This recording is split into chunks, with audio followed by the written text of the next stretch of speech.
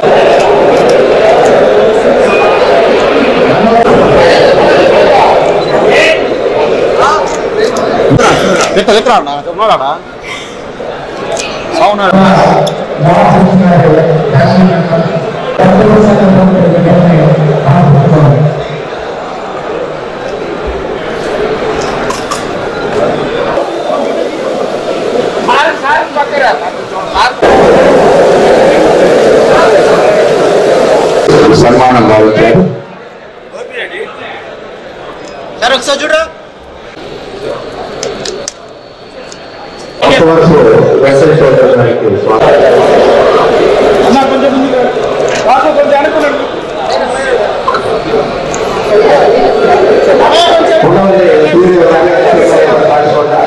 వారిపై సన్మానం కావించారు. వేగ ప్రభాకర్ గారు కూడా ఇద్దరికి అదృష్టం అందించింది. ఇద్దరు చైర్మన్లు గుంటూరుకి మన ప్రతిపాడు ఎమ్మెల్యే మాజీ మంత్రులు గ్రామీణ మరియు యూనిఫామ్ శాఖ మంత్రులు పెమ్మసాని తెలుగు రాష్ట్ర విభాగ నాయకులు రాజశేఖర గారు వారు కూడా కేంద్ర మంత్రి గారు సెంట్రల్ క్లాస్ విద్యని శాంక్షన్ చేయించాడు. అదేవిధంగా గుంటూరు హాస్పిటల్ నాట్స్ సంస్థకి అధిపతిగా ఎదిగి మళ్ళీ మాతృదేశానికి ఏదో ఒకటి చేయాలనే ఉద్దేశంతో గత 10 సంవత్సరాలుగా ఎన్టీఆర్ ట్రస్ట్ భవన్లో బసవతారకం క్యాన్సర్ హాస్పిటల్ కి బాలకృష్ణ గారికి అండగా ఉంటూ ఆ హాస్పిటల్ పురోభివృద్ధికి తోడ్పడుతూ అదేవిధంగా ఇక్కడ రాజకీయ రణక్షేత్రంలో తెలుగుదేశంకి తోడుగా ఉంటూ అన్ని రకాల అండదండలు అందిస్తూ ప్రతి ఒక్కరిని కలుపుకుపోతూ ఏ ఒక్కరితో కూడా విభేదం లేకుండా ఉండేటువంటి అతి తక్కువ నాయకుల్లో మోహన్ కృష్ణ గారు ఒకరు.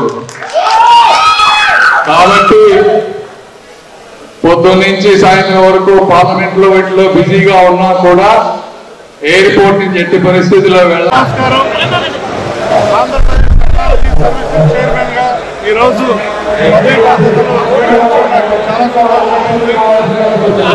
పార్టీ పట్ల నాకు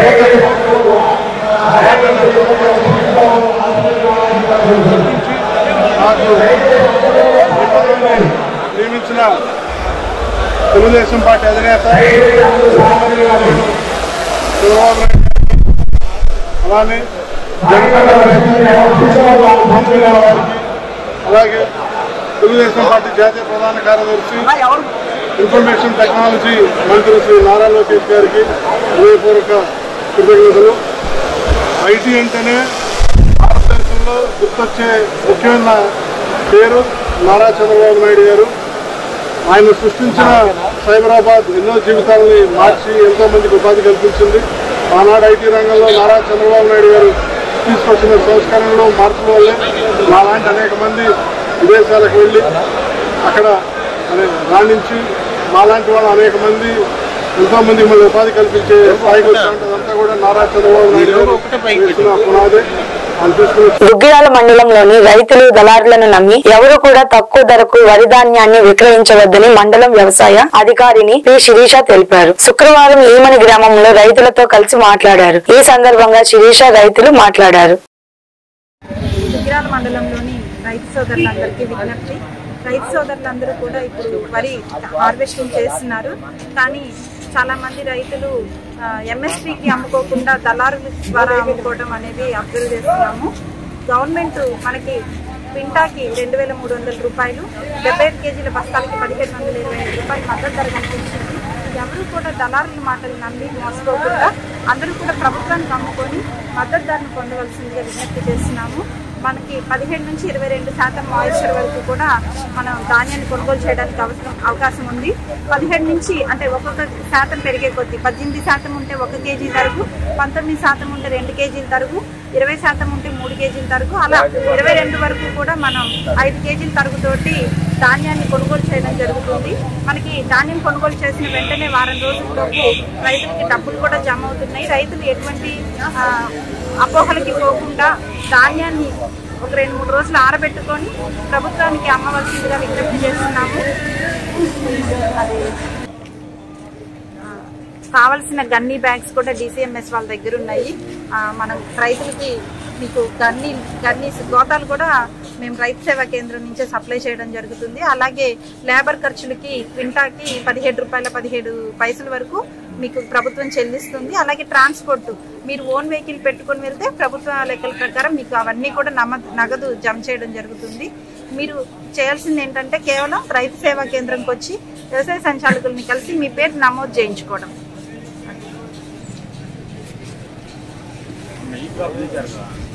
అవును, ఈ క్రాప్ ఉండాలి.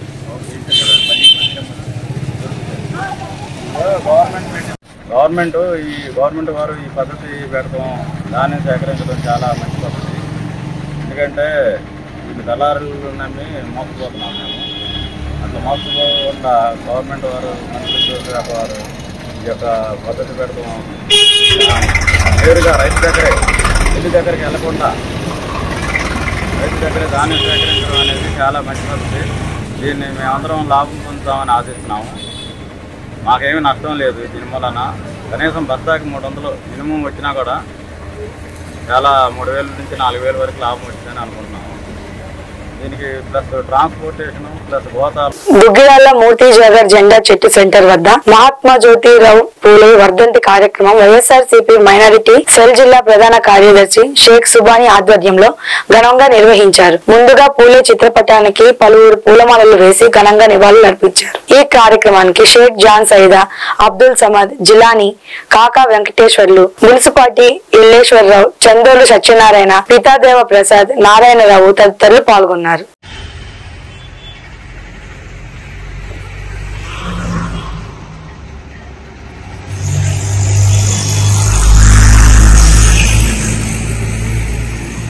జోహార్ జ్యోతిరావు పూలే గారు.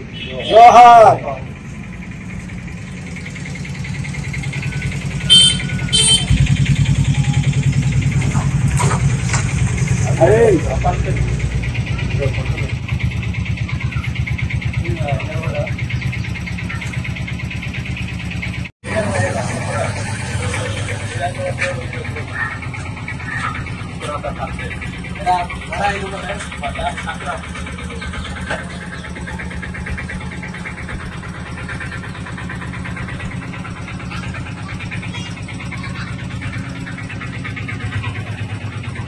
కుల వ్యవస్థ నిర్మూలనకు, బడుగు బలహీన వర్గాల అభ్యున్నతికి, అసమానతలు లేని సమాజం కోసం, అణగారిన వర్గాల హక్కుల కోసం ఎనలేని కృషి చేసిన గొప్ప సంఘ సంస్కర్త మహాత్మా జ్యోతిరావు పూలే గారు. ఆయన బడుగు బలహీన వర్గాలతో పాటు మహిళల విద్య కోసం ఎనలేని కృషి చేశారు. ఆనాటి అసమానతల సమాజంలో మహిళలపై జరుగుతున్న సాంఘిక దురాచారాలను అరికట్టాలంటే మహిళల విద్య ద్వారానే సాధ్యమైనని తలిచి వారి భార్య సావిత్రిబాయి పూలేకి చదువు చెప్పి ఆమెను ఉపాధ్యాయులుగా తీర్చిదిద్ది మొట్టమొదటి బాలికా పాఠశాల నిర్మించి స్త్రీ విద్యకు బాటలు వేసిన మహోన్నత వ్యక్తి. గన్నవరం టీడీపీ పార్టీ కార్యాలయంపై దాడికి పాల్పడిన మాజీ ఎమ్మెల్యే వల్లభనేని వంశీ ముఖ్య అనుచరులు పోలీస్ కస్టడీ నిమిత్తం కృష్ణా జిల్లా పెడన నియోజకవర్గం పెడన పోలీస్ స్టేషన్ కు తీసుకువచ్చిన పోలీస్ అధికారులు. నెల్లూరు సబ్ జైలు నుంచి పటిష్టమైన భద్రతతో కృష్ణా జిల్లాలో పెడన పోలీస్ స్టేషన్ కి 8 మందిని తరలింపు. పోలీస్ అధికారులు, రెవెన్యూ అధికారుల సమక్షంలో విచారణ చేపట్టనున్న అధికారులు.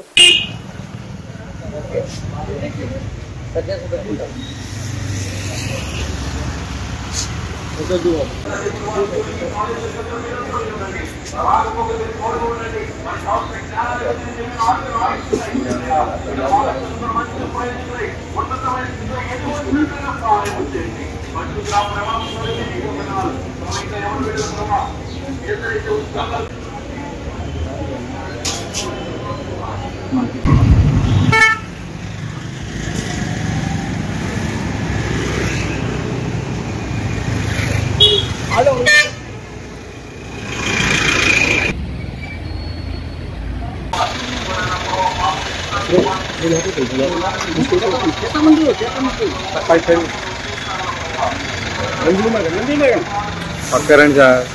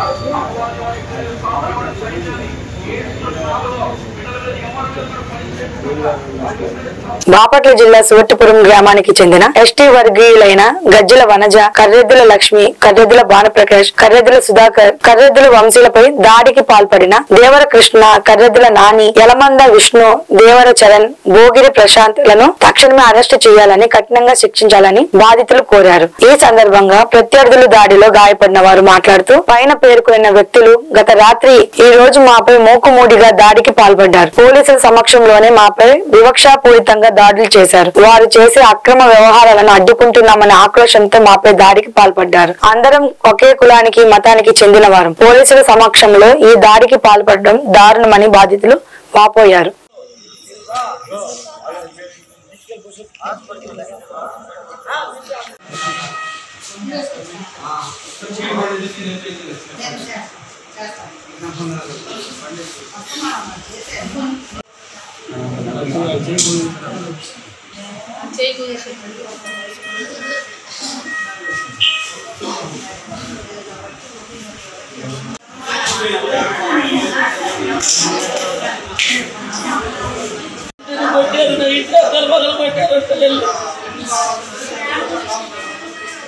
ఆడవాళ్ళు మొబైల్లో ఆగమని అందరు కలిసి వెళ్ళిపోయారట.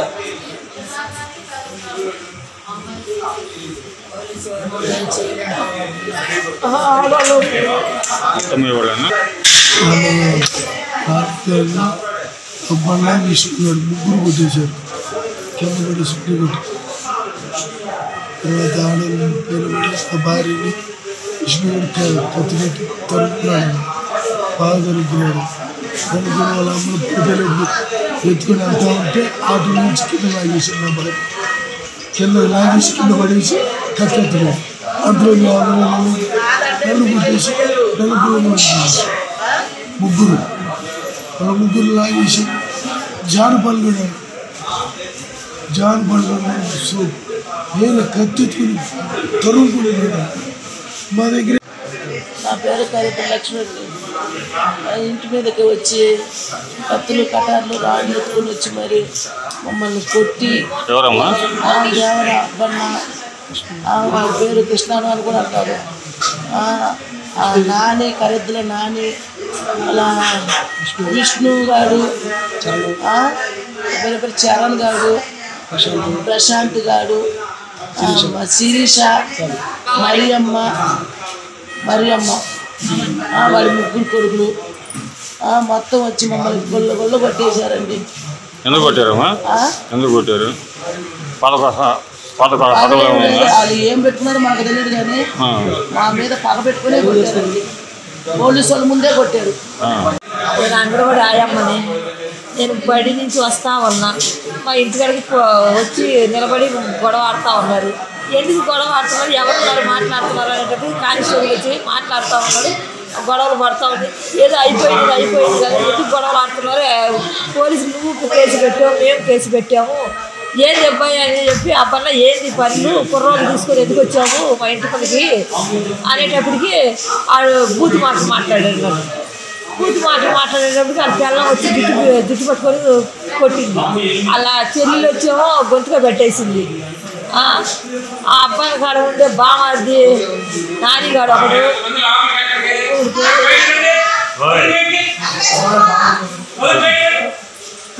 అబ్బాయి గారు బామాది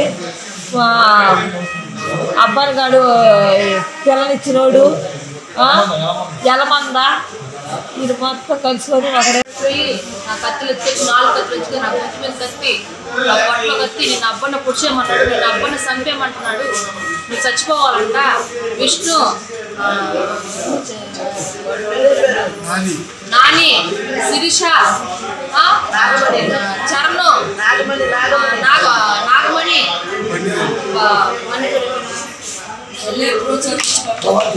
భవాని అందరూ నన్ను చంపడానికి వచ్చేసారు. నేను తప్పించుకొని పోలీస్ స్టేషన్లో పడిపోయా వెళ్ళి. వాళ్ళందరూ నన్ను చంపడానికి నిన్న అప్పని చంపేయమంటున్నాడు, వాళ్ళు చచ్చిపోవాలంట. ఏలూరు జిల్లా ఇండియన్ మెడికల్ అసోసియేషన్ అధ్యక్షులుగా దంతం శెట్టి బసవరాజు, జనరల్ సెక్రటరీగా గుత్తా నాగేంద్ర కుమార్ ఏకగ్రీవంగా ఎన్నికయ్యారు. ఎన్నికైన నూతన సభ్యులను ఏలూరు శాసనసభ్యులు బడేటి చంటి అభినందించారు. ఈ సందర్భంగా శాసనసభ్యులు చంటి మాట్లాడుతూ ఇండియన్ మెడికల్ అసోసియేషన్ లో ఉన్న డాక్టర్లు అంతా ప్రజలకు సేవ చేసే విధంగా ఉండాలన్నారు. ఈ సందర్భంగా అసోసియేషన్ సభ్యులు బడేటి చంటిని ఘనంగా సత్కరించారు.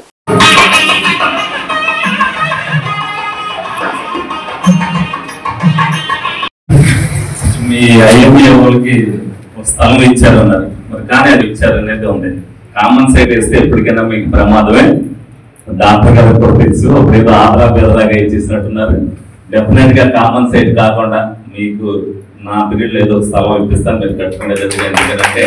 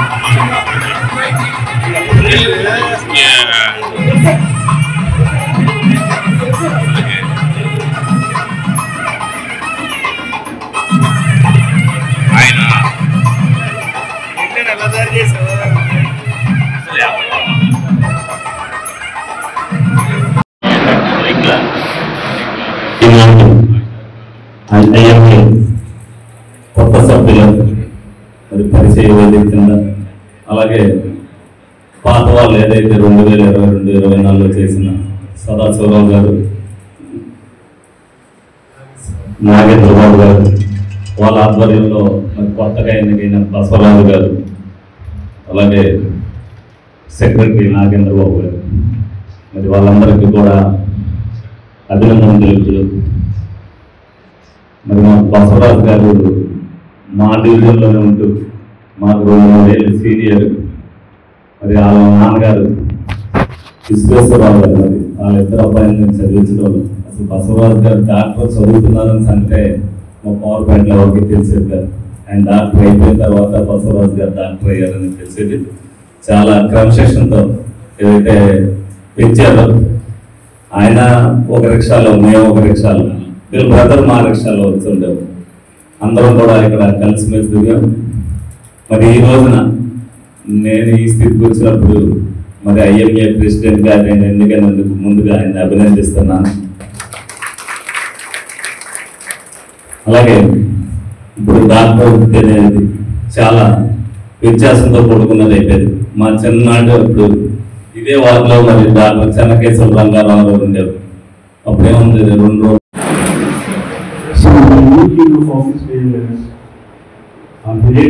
డాక్టర్ ఈ బసవరాజు గారు president, Nagendrababu garu secretary, doctor B Anand Kumar and Vice President Dr. K. Rachinal Garu and Dr. G. Naikupur Garu. As an immediate past President, I will be looking at the things. Joint Secretaries Dr. Sarvani M. and Dr. Kalyan Chakravarti. The other executive members include Dr. Roshini, Dr. S. Sailaja, Dr. Geeta Mohan Reddy, Dr. P. Vijayabhasar Reddy, Dr. D. Hemlata, and Dr. P. Nitish, and Bashiruddin, Dr. Bashiruddin, Dr. P. Chiramakrishna, Dr. E. M. Anjani. Denduluru నియోజకవర్గంలోని దుగ్గిరాల గ్రామంలో అఖిల భారత మాలల JAC సంఘాల ఆధ్వర్యంలో December 15వ తేదీన SC వర్గీకరణ వ్యతిరేకంగా గుంటూరులో నిర్వహిస్తున్న మహాసభను విజయవంతం చేయాలని అఖిల భారత మాల సంఘాల జేఏసీ చైర్మన్ ఉప్పులేటి దేవి ప్రసాద్ విజ్ఞప్తి చేశారు. ఈ సందర్భంగా ఆయన మాట్లాడుతూ, ఈ దేశంలో అత్యధిక ఓటు బ్యాంకు మాలలలో ఉన్నారని, వారిని విడగొట్టే ప్రయత్నం చేస్తే వచ్చే ఎన్నికలలో కేంద్ర రాష్ట్ర ప్రభుత్వాలకు ఓటమి తప్పదని హెచ్చరించారు. లక్షలాదిగా తరలి వచ్చి మాలల సత్తా చాటి సభను జయప్రదం చేయాల్సిందిగా కోరారు.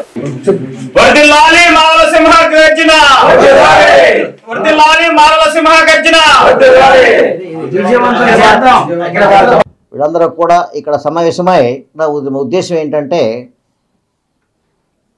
ఇటీవల సుప్రీంకోర్టు ఇచ్చినటువంటి జడ్జిమెంటు వర్గీకరణ విషయంలో చేసినటువంటి కొంత తప్పుల విషయమై మేము ఇక్కడ మాట్లాడదలుచుకున్నాం. సుప్రీంకోర్టు హడావుడిగా ఇచ్చినటువంటి జడ్జిమెంట్ అన్నీ కూడా తప్పులు తడక, దీన్ని మేము అంగీకరించడం లేదు. అఖిల భారత మాల సంఘాల జేఏసీ తరఫున అన్ని మాల సంఘాలు మరి ఒక గొడుగు కిందకు వచ్చి మరి దీన్ని వ్యతిరేకించాలనేటువంటి ఒక నిర్ణయంతో మరి దానికి ఉన్నటువంటి